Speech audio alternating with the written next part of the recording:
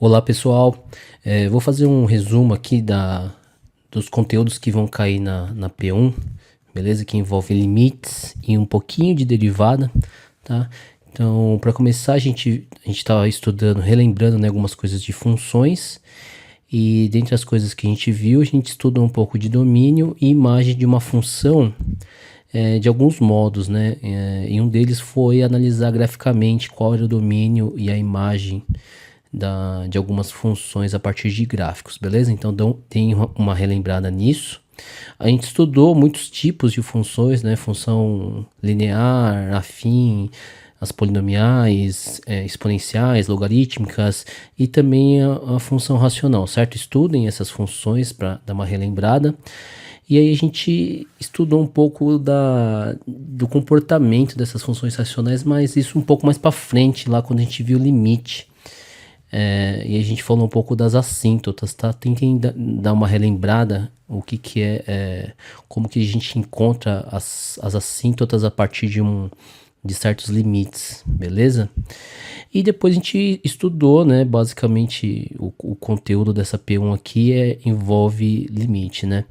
Então são muitos casos, certo? Que a gente viu. Então a gente começou com a definição de limite, né? A ideia intuitiva, para passar um pouco dos limites laterais, aí lembrar que um limite num certo x igual a vai existir só se os limites laterais a esse a são iguais, certo?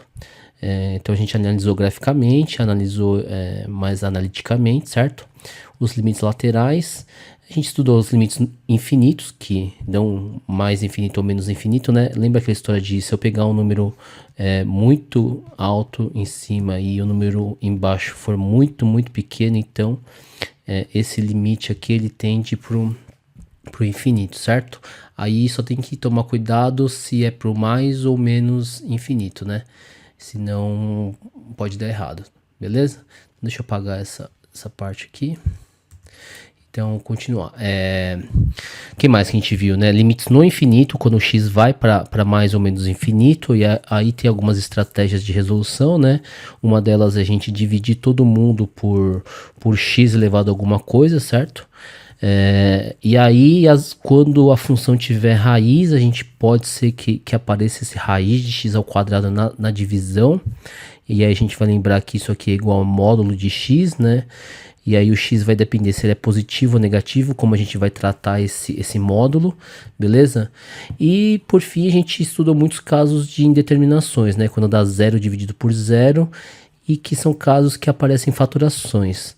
Diferença de dois quadrados, fator comum, né? Antes disso, trinômios quadrado perfeito e somas ou diferenças de cubos. Então tem que lembrar, foram duas listas que nós fizemos, uma relacionada ao teste, inclusive, que nós fizemos, né? Então dei uma relembrada nessa parte, é a maior parte, né? Do que vai cair.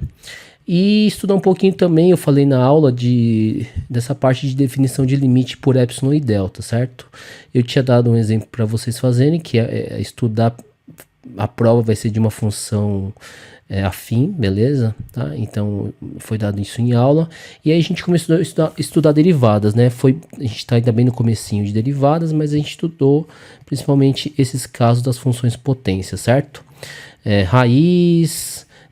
esse n negativo, quando está no denominador, a gente sobe trocando sinal, aquela coisa toda, certo? Para estudar retas tangentes, aí lembrar que a reta tem essa cara, né? A equação reduzida da reta, sendo que esse aqui é o coeficiente angular, esse aqui é o linear, e o coeficiente angular nada mais é do que a derivada no ponto, certo? Você substitui esse x pelo seu x que você quer encontrar a reta tangente passando por ela, certo? Então é isso, tá? Relembrem todos esses casos que espero que vocês possam ir bem na prova, tá bom? Então é isso, valeu!